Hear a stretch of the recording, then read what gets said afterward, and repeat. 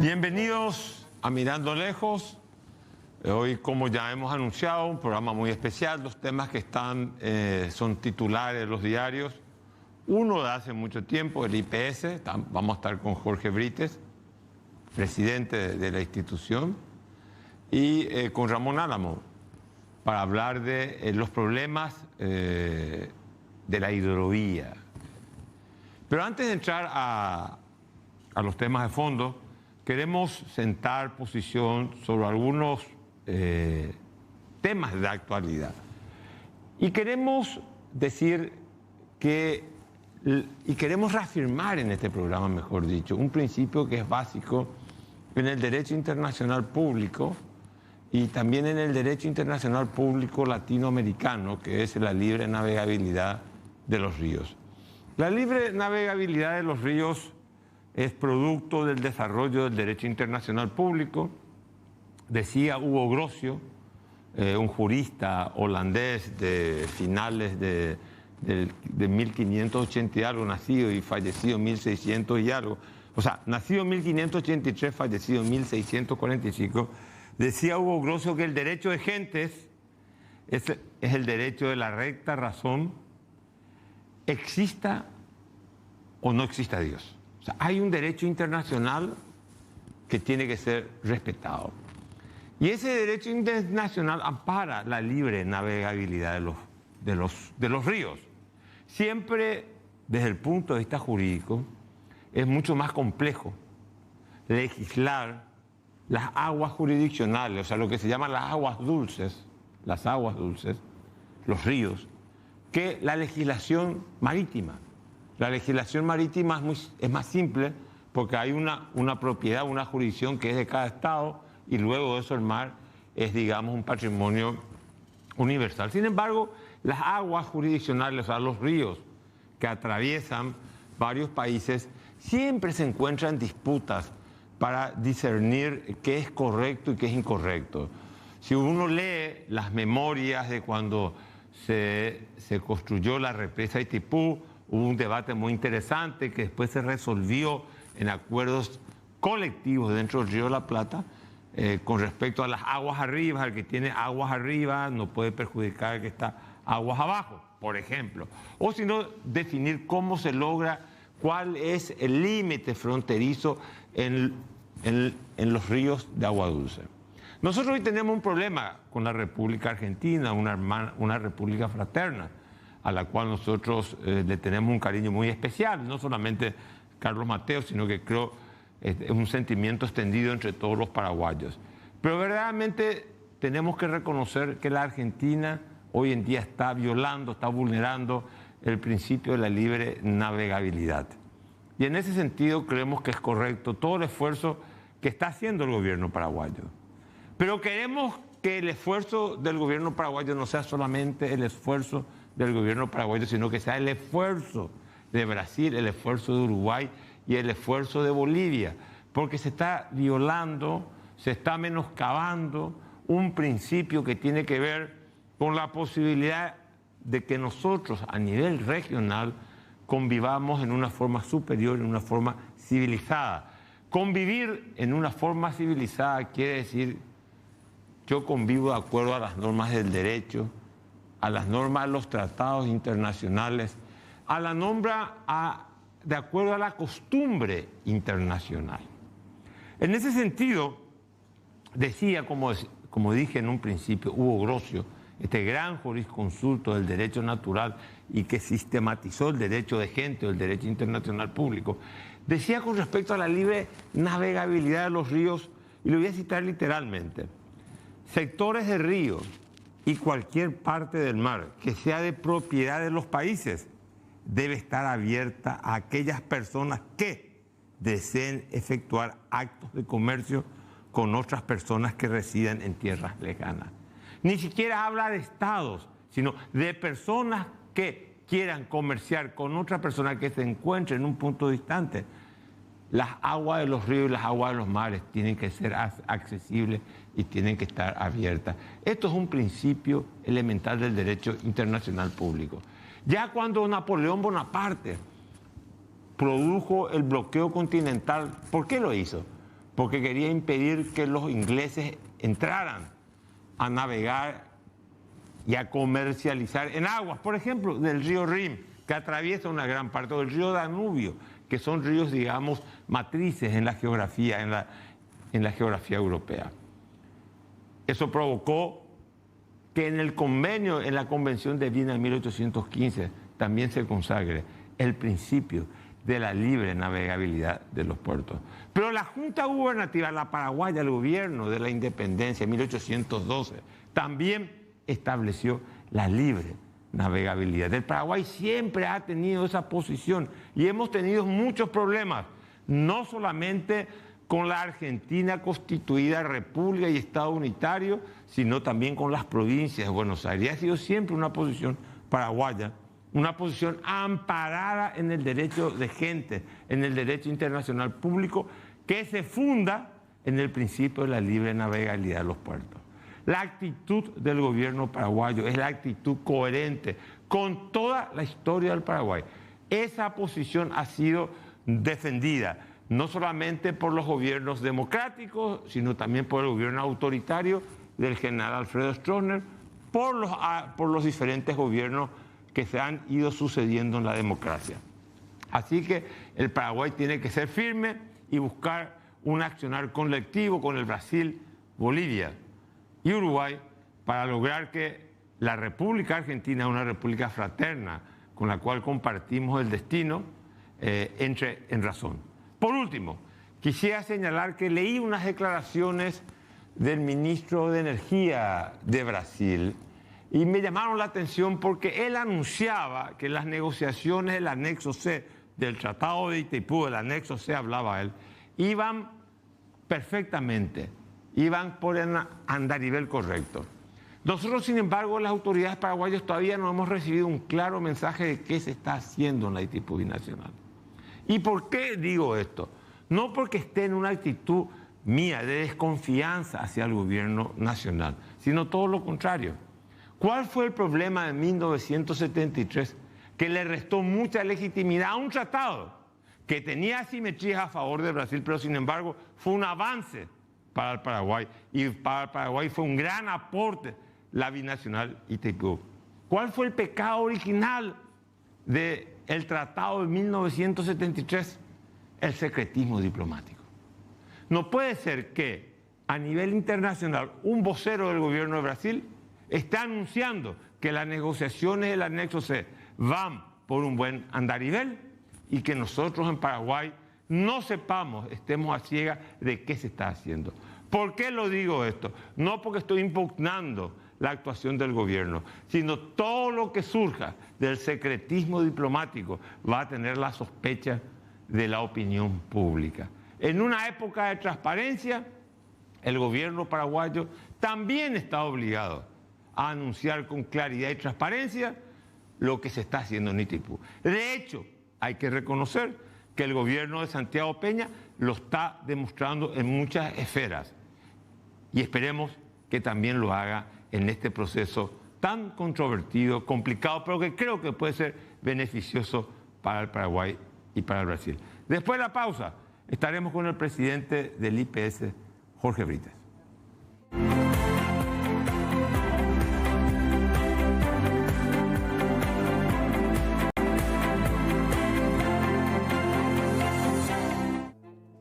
Bueno, seguimos en el programa como habíamos anunciado, estamos con el doctor Jorge Brites. A mí me cuesta mucho decirle doctor, porque la verdad que nos conocemos cuando yo era un chico y él era un joven adolescente. yo era más chico que ahora. Y teníamos una relación muy particular con Jorge, con Rocío, que me dijiste mismo que también está ahora colaborando en el Senado. Sí. Bueno, fantástico. Así es. Así es. Bueno, Jorge, vos tenés una pelota tatá, tenés un problema, o sea, estás administrando quizás una de las instituciones más problemáticas que tiene el Paraguay, con peor reputación, las denuncias, y te he visto a vos mismo llevar la denuncia a la Fiscalía General del Estado. ¿Qué querés hacer o qué vas a hacer, qué pensás hacer para transparentar esa institución, para para que recupere, digamos, su nombre y que sus hospitales no estén asociados a la idea de la muerte y que el servicio público diga yo me voy a IPS, hay medicamentos, yo me voy a IPS, no me van a pasar la cita para 6 meses. ¿Qué vas a hacer? Honestamente te digo, no estás en un oasis, no. Estás en el medio de una tormenta. ¿Cómo vas a llevar la nave adelante? Bueno, antes que nada, buenas noches, querido Carlos, y a toda tu respetable audiencia. Sí, realmente, como decís, es tormentosa la situación. Tomamos esta institución en crisis realmente, ¿verdad? Y bueno, me preguntás qué voy a hacer. Como una institución sensible, ¿verdad?, y solidaria, lo primero que hay que atacar es la parte médica. Hay demasiadas falencias, problemas de falta de buena atención, desabastecimiento en medicamentos e insumos. Entonces, esa es la parte a atacar como primera medida, sin descuidar las partes administrativas y financieras, porque la forma en que no tenemos otra forma más que recaudar mejor. Sí. Disculpame que te interrumpa, porque te comenté antes de empezar que mucha gente me dijo preguntarle esto, preguntarle aquello. Y una cosa que me solicitaron que te preguntara es la siguiente: recaudar mejor. El IPS tiene una publicación en donde dice tales empresas tienen tantos empleados que están reciben la cobertura total médica de IPS, el patrón aporta. Porque mucha gente dice que hay empresas que no integran a la plantilla de funcionarios o solamente integran a 30 y tienen 130 empleados. O sea, vas a hacer algo, una suerte, no te voy a decir policía, una mayor auditoría, una mayor supervisión para que las empresas, el empresariado cumpla con la ley, con la obligación de que sus empleados tengan IPS. Sí, totalmente. Nosotros, en este momento, IPS tiene una evasión del 63%. Así tomamos la... ¿Qué quiere decir eso? Que hay empresas que ese volumen está marcado por la falta de ponerse al día de las empresas, ¿verdad? Entonces nosotros, al tomar esto, encontramos que desde el 2019 IPS no hacía ni un solo reclamo por deuda, ¿verdad? Entonces, lo primero que hicimos es, bueno, nosotros estamos en crisis, tenemos que generar recursos, porque es la única forma de poder devolverle a la ciudadanía o a los asegurados todo lo que ellos se merecen, ¿verdad? Y bueno, empezamos, hicimos los colacionados a todas esas empresas. Vamos a hacer una especie de promoción, ¿verdad?, para que todas se acerquen voluntariamente a ponerse al día. Inclusive vamos a darle un financiamiento a esas empresas que deben, porque hay empresas que deben mucho dinero. Y posteriormente vamos a salir a controlar y a fiscalizar. Ya tuve contacto con la ministra del Trabajo. En los primeros días de asumir la doctora Recalde. Ya hicimos una reunión en conjunto, suspendimos las fiscalizaciones de tal forma a hacer una estrategia, porque ¿qué pasa? Se va el fiscalizador, arregla por abajo de la mesa, al IPS no le llega nada y entonces a nosotros nos falta recursos. Entonces hicimos eso, suspendimos como primera medida para organizarnos bien, darle la oportunidad a las empresas que se asinceren, ¿verdad? Primero por lo menos que paguen la deuda y después vamos a ver lo que hablaste de que la gente que tiene no declara la totalidad, hay gente que subdeclara sus ingresos mensuales, ¿verdad? Porque también hay que saber una cosa, Carlos, el IPS para aquellas personas que aportan por el sueldo mínimo es insuficiente, totalmente insuficiente. No, sale perdiendo el IPS. Sale perdiendo el IPS. Cuando el IPS llega a nivelar, cuando la gente que aporta sobre los 3.800.000, 4 millones de guaraníes, ahí sí, con eso se compensa. Como es un fondo solidario, el que gana menos aporta menos y el que gana más aporta más, ¿verdad? Recién ahí, con todos los servicios que se presta, el 100% de cobertura, ¿verdad? Entonces es insuficiente y la mayoría aporta por el sueldo mínimo. Entonces ahí también hay otro problema, ¿verdad? No podemos calzar eso y siempre el Fondo de Salud va a ser deficiente en ese campo. Pero vamos a ir por parte, pues está un tema porque si el empresariado está en falta, el empresariado debe ser sancionado. Hay empresas que hoy en día son morosas en el sentido que no han podido, o sea, las empresas le sacan al empleado y no le pagan al IPS. Así mismo. O sea, el empleado no recibe, o sea, si gana el salario 3 millones de guaraníes y tiene que pagar el patrón 400 o 400 el empleado y el patrón, o sea, el patrón le saca al empleado pero no le paga al IPS. Así mismo, eso ocurre.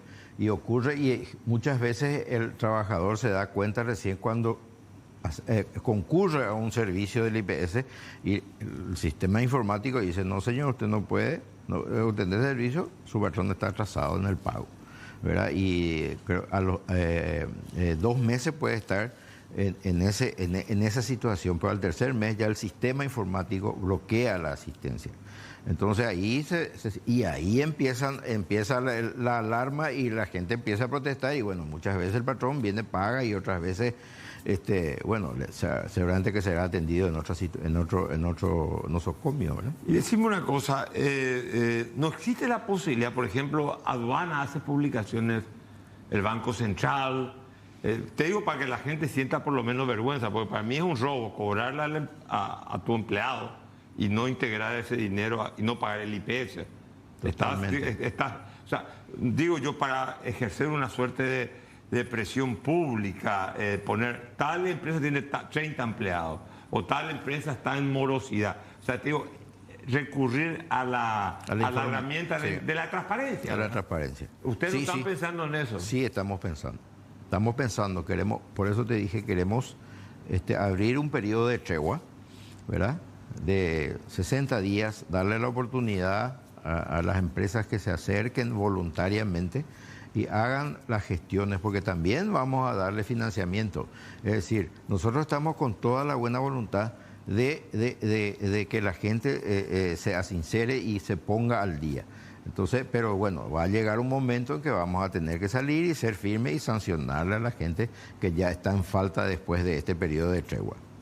60% de la gente que trabaja en el Paraguay no tiene la cobertura de IPS, dijiste. No. 60% de evasión. De evasión. ¿Qué quiere decir eso? Y que las empresas 60%, claro, 60%, del 100% solamente el 40% está aportando y está al día. Está al día. Solamente el 40%. Y los registros que nosotros tenemos son mucho menores que lo que tiene, por ejemplo, la actual Dirección Nacional de Recaudaciones, creo que así se llama la nueva figura, ¿verdad?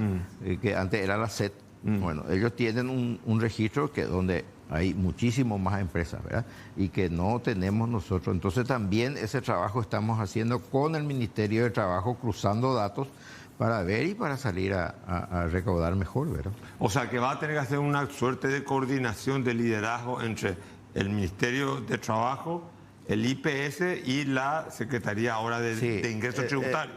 Todavía no conversé, no tuve la oportunidad de conversar con el doctor Oscar, pero sí vamos a acercarnos también para tratar de, entre los tres, hacer un cruce y poder tener la información veraz y precisa, ¿verdad? La administración que se fue, no sé, yo sé que vos no tenés ningún compromiso con la administración que se fue, muchas veces hay una suerte de espíritu corporativo dentro de las instituciones públicas, pues te pregunto, todo lo que sale en los diarios de que se pagaba discrecionalmente, de que uno iba a pedir digamos, IP se ajustaba financieramente. Yo pido una cita para que me atiendan o una operación que me mandaban a 8 meses, 3 meses, salvo que un padrino político me consiguiera por el costado. Eso se llegó a ese extremo. Bueno, nosotros hemos recibido denuncias, ¿verdad? Denuncias de funcionarios y de exfuncionarios de que existían cuestiones así de ese tipo como la que mencionas. También en uno de los servicios del hospital hemos constatado de que pues sí, por decirlo así, se vendían turnos para adelantar la cirugía y es por eso se cobraba. Entonces hicimos ya la denuncia correspondiente de esos dos hechos puntuales, ¿verdad? Pero aparte... La denuncia a la Fiscalía. A la Fiscalía, sí. Pero aparte de eso, bueno, primeramente nosotros el informe que envió el Contralor a la institución hemos también elevado a la Fiscalía, ¿verdad? Y estamos trabajando actualmente tanto con nuestra auditoría interna como con la auditoría del Poder Ejecutivo, ¿verdad? Buscando, analizando los documentos y bueno, de ahí en más, si tenemos las pruebas, ¿verdad?, que nos van a proporcionar estas entidades, vamos a hacer también la denuncia correspondiente. Como yo te dije, ya estuve en contacto con el señor fiscal general. La semana pasada tuve una amena conversación con él, le explicamos la intención que nosotros teníamos de que esto sea más ágil, que sea transparente, porque tenemos que dar, si hubo hechos dolosos dentro de la institución, tenemos que castigar a esa gente. No podemos nosotros apañar estas cuestiones porque es la salud o una parte de la salud la que está en juego, ¿verdad? Y también es la jubilación de las personas que con mucho sacrificio aportan durante 30 años para que al final no puedan tener una respuesta. Acá estamos viendo imágenes de gente de espera. Acá es donde se da lo que vos decís, o sea, gente que adelantaba su cita porque había alguien que le intermediaba, pagaba y entonces anticipaba una operación o una, digamos, asistencia médica. Esa es la denuncia que recibimos, sí. Y bueno, y ahora está bajo investigación eso y seguramente que vamos a recurrir a la parte penal y también a la parte civil si es que hay que recuperar algo, ¿verdad? Es cierto que casi 100.000 aparatos han sido sustraídos del IPS. Yo hace 15 días más o menos te cité a vos, cuando vos decías, una de tus primeras declaraciones, decía, esto vamos a ser consecuentes en lo penal hasta las últimas consecuencias. Y entonces yo hacía alusión también a una información de que casi 100.000 aparatos fueron robados. Pero esos 10.000 aparatos, perdón, casi 10.000, 9.000, no sé qué cuánto. Creo que sale en el informe de la Contraloría. Esos 9.000 y algo de aparatos que yo hacía alusión tienen que haber sido robados por gente de la institución, porque no creo que pase desapercibido que entre una persona afuera se lleve un aparato a su casa. Eso. O un enfermo se lleve la cama a su casa. Estoy dando, o sea, quiere decir que hay roscas, digamos, muy bien instaladas en el IPS. Y sí, hay roscas en el robo de medicamentos, hay roscas seguramente también en el robo de equipos, pero yo creo que ahí ese tema de los 9.000 y pico de objetos o de equipos, precisamente pueden ser mesas, sillas, equipos de aire acondicionado, que a lo mejor están en otro lado porque están patrimoniados, pero probablemente pasaron a depósito y no hicieron el descargo correspondiente. Cosas de esas también pueden ocurrir. No o sea, no es que todos los 10.000, sino puede ser que estén en depósito, digamos, inventariado, patrimoniado, pero que no está en su lugar. A lo mejor, qué sé yo, le falta una pata a la silla, entonces ya llevan allá, pero no descargan del sistema. Entonces figura como si fuera que está, pero no está. Está en el depósito ya como desecho, ¿verdad? O sea que vos tenés que arreglar el IPS desde el punto de vista financiero, desde el punto de vista administrativo sí. Y desde el punto de vista médico. De las tres patas, sí. De las tres patas. De las tres patas. Y prácticamente de forma paralela hay que hacer todo, ¿verdad? Claro, simultáneamente. Sí, simultáneamente. IPS debe mucho por los medicamentos. Sí. La demanda de medicamentos es creciente. Hemos visto que el ministro de Hacienda va a emitir unos bonos para pagar a los proveedores del Estado, del Ministerio de Salud y del Ministerio de Obras Públicas. ¿Cómo queda el IPS en eso? No, nosotros, por eso te dije, nosotros tenemos que generar nuestros recursos. Tenemos que generar, estamos viendo, tenemos mucho por recaudar en la parte de cobro. En la parte de aporte de obrero patronal, como te dije, un 60% de evasión, eso es mucho. Quiere decir que nosotros a lo mejor podemos recaudar el doble de lo que estamos recaudando, ¿verdad? Estamos recaudando un promedio de 100, 102, 105 millones por mes, hasta que fue la última vez que ahora este mes queremos aumentar la recaudación y poder, ¿por qué no poder llegar al doble de la recaudación, ¿verdad? Que nos va a dar mucho más holgura. Digamos, porque si, o sea, ¿te parece que si vos le incorporás a ese 60% de gente que hoy no está cotizando, los patrones que no están cotizando en el IPS, ¿te parece que con eso vas a poder resolver el problema? Estoy hablando financiero. Sí. Porque es una deuda de ¿cuántos millones de dólares? Y yo creo que en este momento está por los 270 millones a los proveedores farmacéuticos. Aparte existen otras deudas. Claro. La parte de infraestructura y en la parte de otras cuestiones que también se licita, ¿verdad? Pero está alrededor de los 380, 400 millones de dólares por ahí el total de la deuda, ¿verdad? 300, 400 millones de dólares. Está en los 380, 400 millones. Buen dinero, ¿eh? Y por eso, sí. O sea, tener que salir a la casa fuera del zoológico, tener que buscar a la gente que no está pagando, que no está cotizando. Y es lo que ahora estamos haciendo, ¿verdad? Primero estamos enviando colacionados para que la gente se acerque. Vamos a darle, como te repito, esa oportunidad de ponerse al día y bueno, y si no, vamos a tener que recurrir solamente a actuar con firmeza. ¿Están haciendo una campaña publicitaria de eso para que la gente sienta vergüenza? Estamos pensando en comunicar eso, ¿verdad? Estamos pensando en comunicar, pero antes queremos darle, sí estamos a nivel, vamos a ver, no una publicidad así general, sino que le estamos enviando notas a los deudores. Y con eso pensamos que después sí vamos a salir con todo, como te dije, tanto hacer las fiscalizaciones como hacer las comunicaciones de quiénes son las empresas que están en deuda. ¿Y qué fiscalizadores son más vulnerables al encanto, al sonido de las monedas, del dinero? ¿Los del Ministerio de Trabajo o los fiscalizadores de IPS? Pues harán un trabajo en conjunto para este tema. Sí. Bueno, no sé, es difícil. No, ¿dónde vos ves que? Porque viste que yo le conozco a los fiscalizadores de IPS, a los de trabajo no lo conozco, pero no, yo creo que vamos a tratar de tomar todas las medidas, inclusive vamos a hacer las fiscalizaciones en conjunto y con cámaras filmadoras, hacer todo todo como para tratar de que eso sea lo más transparente posible, ¿verdad? Siempre seguramente que van a haber, pero vamos a tratar de bajar al mínimo todo lo que sea corrupción. Ahora, Messi, por un lado, querés incorporar a más gente al IPS que debe pagar por ley, están obligados, me parece fantástico.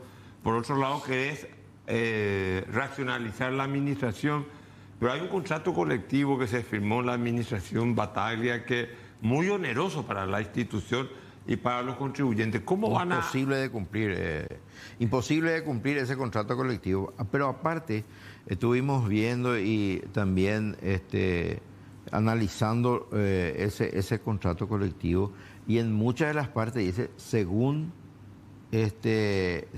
disponibilidad presupuestaria.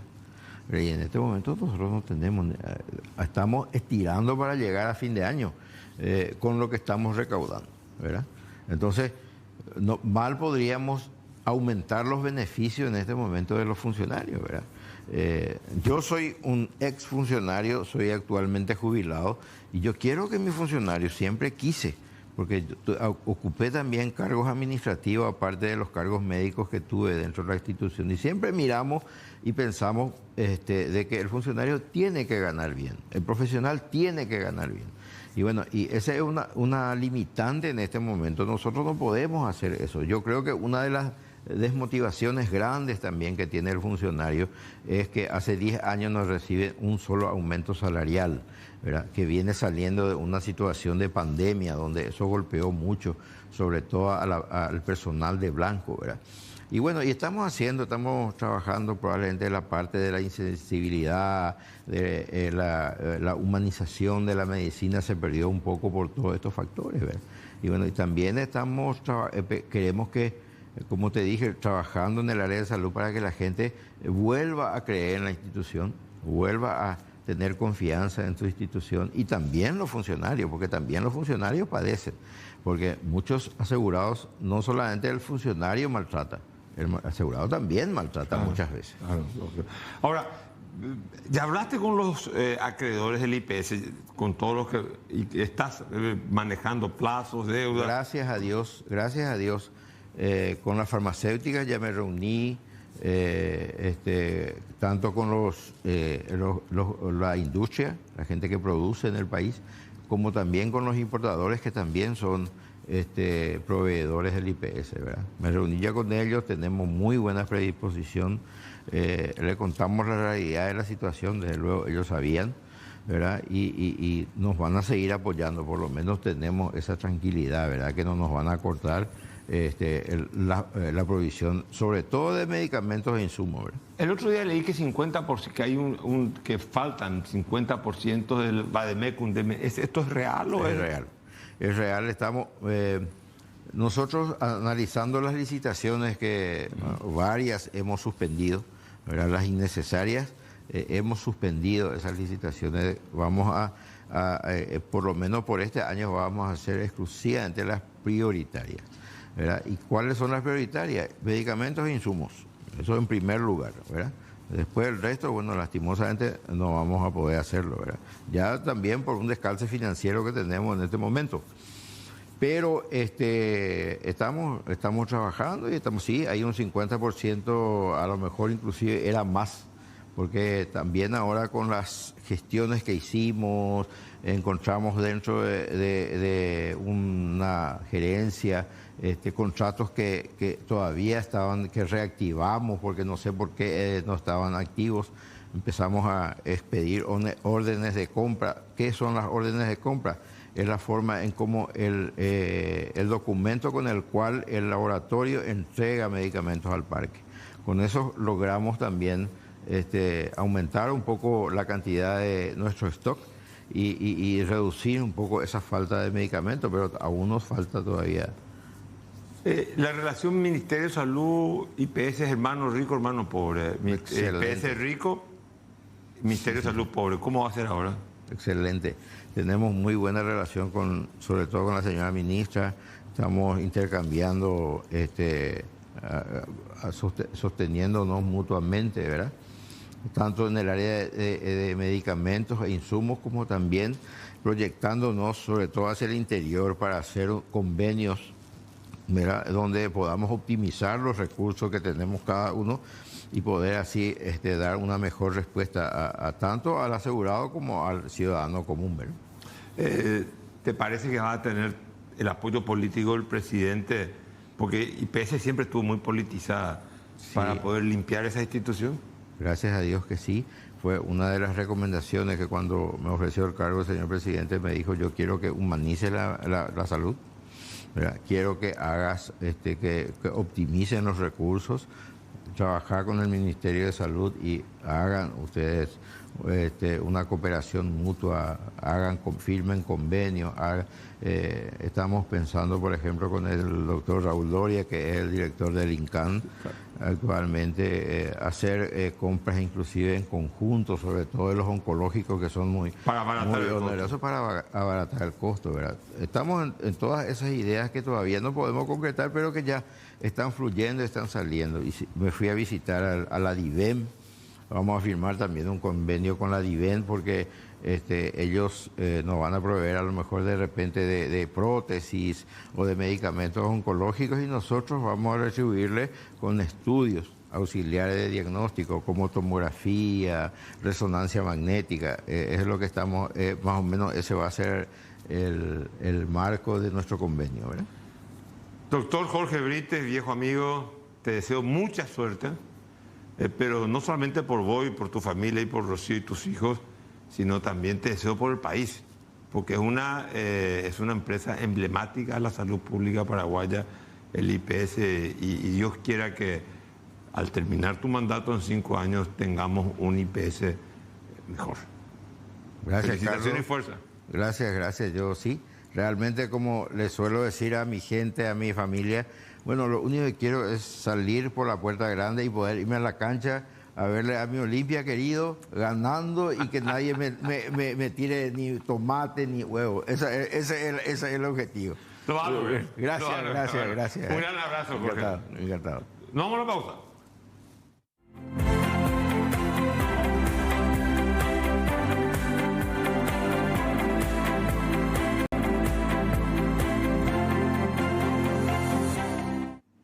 Bueno, seguimos con otro tema que es de fundamental importancia, que ha sido titular en estos días. Como dijimos anteriormente, creemos nosotros, estoy convencido de una arbitrariedad, un abuso del derecho, desde una situación de predominio, creemos que la fraterna, hermana y querida República Argentina, algunos funcionarios están cometiendo arbitrariedades contra la libre navegabilidad y en este caso afectando a buques con emblemas paraguayos. Estamos para hablar de esto con Ramón Álamo. Ramón Álamo es gerente de Puerto Fénix, es un experto en navegación y también tiene una característica especial, es un hombre argentino pero que ya lleva muchísimos años con nosotros trabajando en el Paraguay, es un gran amigo mío. Ramón, ¿cómo te va? Bien, bien, doctor. Muchas gracias por la invitación. Siempre es un placer estar.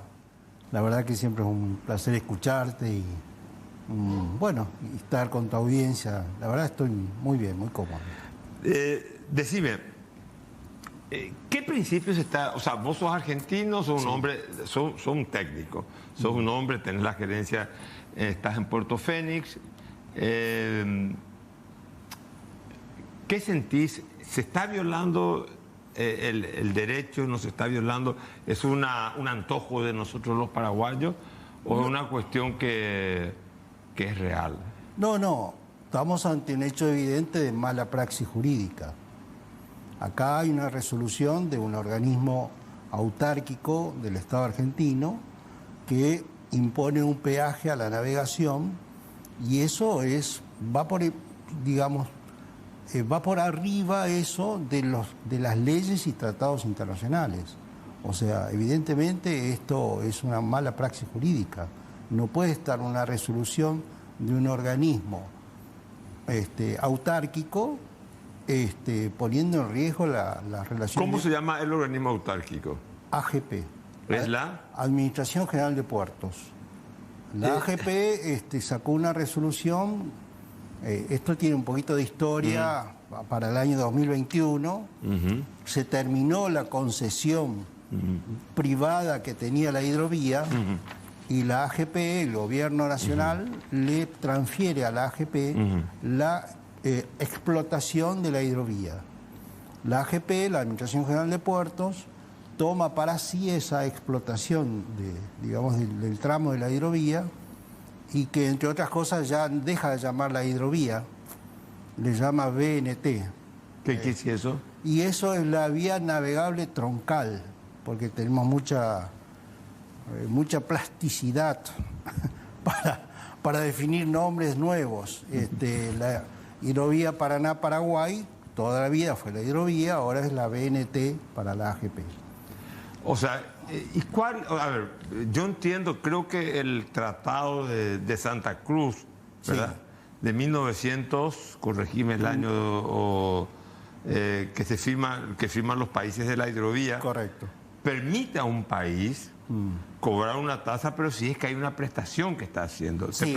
Eso no es así, porque digamos, si a uno mejora la navegación en una zona, tiene derecho a cobrarle al que va a utilizar. Si las autopistas se pagan para su conservación, se mejore, bueno, hay que pagar un peaje, digamos. Correcto, sí. Acá hay eso, hay una contraprestación. A ver, acá hay varios factores que han sido violentados, por lo menos 3. El Tratado de la Hidrovía prevé que se puedan poner peajes o cargas respecto de la navegación, pero esto tiene que ser consensuado, no puede ser una actitud unilateral, primero. Segundo, tiene que tener un carácter igualitario, no se puede discriminar una bandera de otra. En este caso, estamos hablando que para las banderas extranjeras, grandemente la bandera paraguaya, se le aplica una tasa de $1.47 por TRN de cada buque. ¿Qué es TRN? Tonelaje de registro neto. ¿Sí? Y para la navegación argentina, las barcazas o buques de bandera argentina, el concepto o el importe que se aplica es 1.47 pesos argentinos.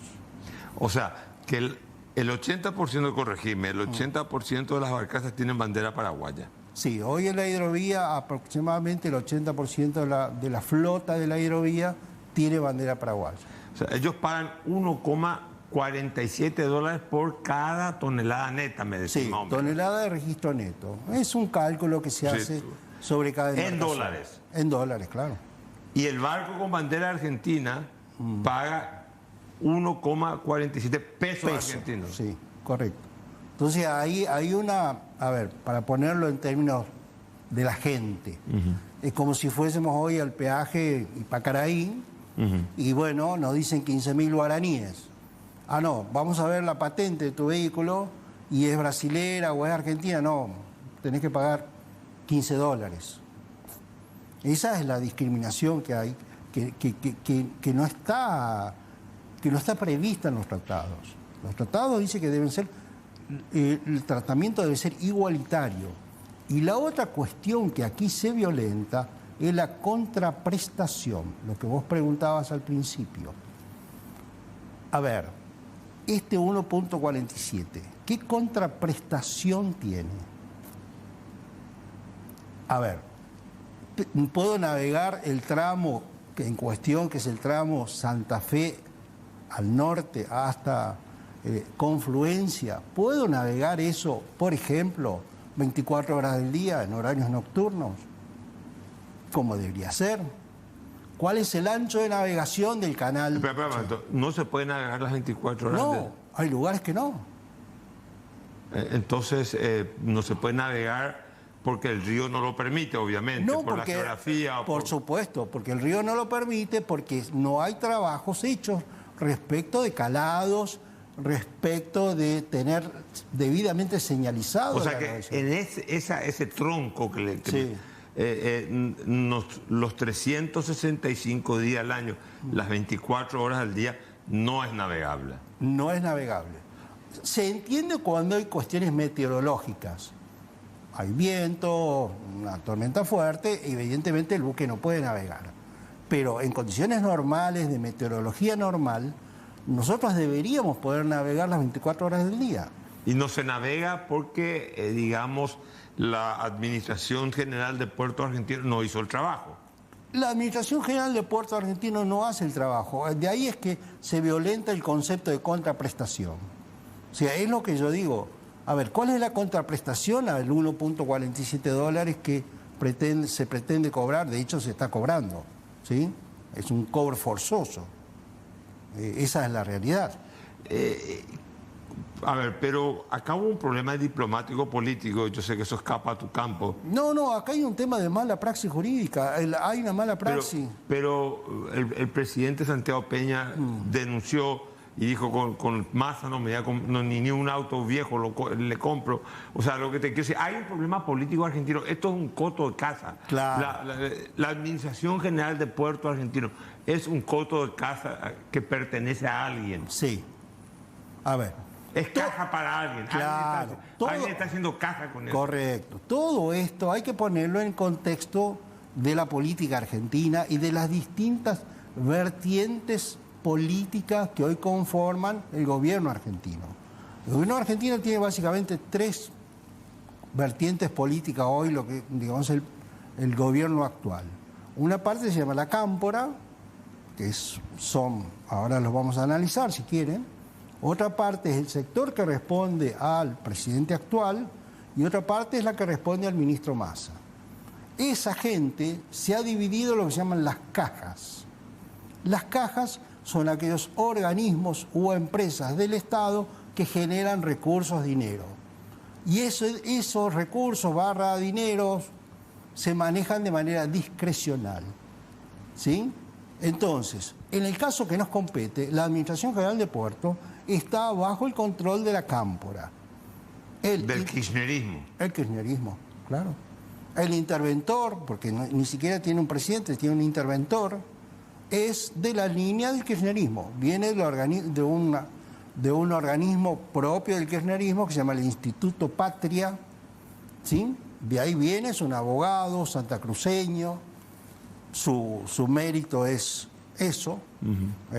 No sé cómo se sabe todo esto de la hidrovía, y el subinterventor es un un señor de apellido Barnett, que deviene de la política de la provincia de Santa Fe, de la línea de Massa. Entonces, esta gente tiene el control de esa caja. Entonces, esto hay que verlo en la situación política actual. Para mantenerse, por supuesto que necesitan hacer caja, valga la redundancia. Ahora bien, pero pueden tener tanta fuerza que esto a la Argentina la Pero ubica claro. en una situación incómoda, no solamente porque no es un problema solamente con el Paraguay, es un problema con Bolivia, Sí. es un problema con el Uruguay, Sí. es un problema con el Brasil, que es el socio Claro. mayoritario del Mercosur. Claro. O sea, la diplomacia argentina, el Palacio de San Martín, donde se asienta la Cancillería argentina, no tiene voz ni voto en este asunto. No es que no tenga voz ni voto, volvemos a las cajas. Cuando el presidente Peña se entrevista con el ministro Massa, seguramente de buena fe le habrá dicho voy y arreglo este problema. Pero claro, cuando ve cuál es el problema, alguien le dije, perdón, esto es un kiosco mío, le hace la cámpora. Entonces no hay forma de solucionar eso. Hoy Salvo que haya elecciones y pierdan, digo yo, los kirchneristas. O si no, claro, no, desde ya. ¿vos pensás que con la Bullrich o con Milei esto va a tener otro tratamiento? Mire, yo hoy por hoy no puedo dar certezas de la política, pero le puedo asegurar que es muy probable y hay cierto riesgo y grandes riesgos de que el kirchnerismo, el peronismo actual, el que va hoy de candidato por esa facción política, incluso nos llegue al balotaje. No Pero a logre ver, si llegar. Milei o la Bullrich es presidenta o presidente de la Argentina, ¿cambia esta situación o van a mantener en esta situación abusiva del derecho? Pero por supuesto, porque esto deviene de lo que yo les digo que es la caja. Esta situación deviene, a ver, la AGP... En la sociedad argentina, en el escenario político, ¿esto tuvo repercusiones o no tiene repercusiones? ¿O es solamente un problema para los paraguayos y los brasileños los que navegamos por la hidrovía? No, claro, por supuesto que en la sociedad política tiene repercusión, porque no estamos buscando un conflicto diplomático sin sentido. ¿Para qué vamos a tener este conflicto diplomático que incluso nos puede llevar a arrastrar un tema energético? Porque Paraguay con todo derecho dice, bueno, voy a retirar el 50% de mi energía de Yacyretá. Y Argentina hoy por hoy, bueno, está en un periodo, digamos, invierno-primavera, pero el momento que sea verano y todos decidan prender el aire acondicionado, quiero ver qué secretaria de Energía le sale a decir a la gente que hay cortes de luz. Y eso... No sé que prendan claro. las otras, las térmicas, han de tener, me imagino, reserva de energía térmica ustedes. Está al límite, todo está al límite, Carlos. Todo está al límite. Imagínate que esta relación de Yacyretá es normalmente Argentina retira el 88% de la energía y Paraguay el 12%. Imagínate llevar esa relación a 50 y 50. No quiero mezclar Yacyretá, porque ahora bien, esto constituye una violación, o sea, más allá de que Argentina ejerce supuestamente su soberanía sobre sus aguas jurisdiccionales. Sí. Aclaro que Argentina tiene derecho a cobrar un peaje. Sí, tiene derecho, Sí. pero si hace algo, me está diciendo. Correcto. Si hay una contraprestación. Si se dan estas circunstancias que te digo, Me decís que no hay la contraprestación. si hay, digamos, acuerdo entre las partes, si hay contraprestación del servicio y si no hay discriminación respecto de los que navegan. Esas tres situaciones se deberían dar. Argentina tiene el derecho de cobrar. Pero digamos, no se da en esa situación. No, ninguna de las Pero tres. bueno, esto viola el Tratado de Santa Cruz de la Sierra. Pero más allá de eso, digamos, puede ser percibido también como una violación al simple hecho de la libre navegabilidad de los ríos. Claro, por supuesto. Por supuesto. Estamos violentando la libre navegabilidad de los ríos. ¿Por qué? Porque un señor dice no voy a pagar, decide no pagar, bueno, vamos a interdictar su buque. Pero son jueces los que hacen eso. Claro que son jueces. Fueron jueces, no fue la autoridad administrativa. No. La autoridad administrativa requisa el barco. Pero Carlos, ¿usted cree que no se puede cooptar la justicia? No, en Paraguay seguro. Bueno. En Argentina también. ¿Por qué no? O sea, son jueces que están bajo actuando bajo la presión política. Están bajo la presión política, digamos, yendo a casos particulares. Tal vez hay que analizar la estrategia jurídica que se planteó el abogado de la parte, digamos, del armador que haya estado interdicto. Tal vez no sea en el sentido ese. Tal vez, creo que un caso que conozco, plantean una situación de impuesto que lo deja fuera de mercado, cosas por el estilo, cuando deberían ir a una violentación del tratado de la hidrovía directamente. La hidrovía, digamos, pierde algo que es de fundamental importancia para el desarrollo de nuestros países. Es muy importante la hidrovía, ¿verdad? Por supuesto. ¿Por qué es tan importante la hidrovía? Carlos, la hidrovía, cuando empezó todo esto, la hidrovía hace 30 años movía 8 millones de toneladas. Hoy mueve 25 millones de toneladas. Y va camino a hacer una vía de 50 millones sin problemas. O sea que en vez de consumir, de llevar vía terrestre o aérea imposible esta cantidad de cosas, se utiliza la hidrovía que es mucho más barata. Correcto. Abarata los costos. Pero cuando uno analiza los medios de transporte en el mundo, digamos, lo primero que surge como competitivo es el medio marítimo fluvial. Después vienen los ferrocarriles y después vienen los camiones. A ver, nosotros como países somos bendecidos. Tenemos 3.400 kilómetros de una superautopista. No en todos los lugares del mundo eso ocurre. Hay contados con los dedos de la mano, me sobran para decir los lugares del mundo donde se dan esas circunstancias. ¿Dónde se dan esas circunstancias? ¿En el Mississippi? Se dan en el Mississippi, se dan en el Rin, se dan en el río Ganges, en China. 5 lugares. Y el río de la Plata.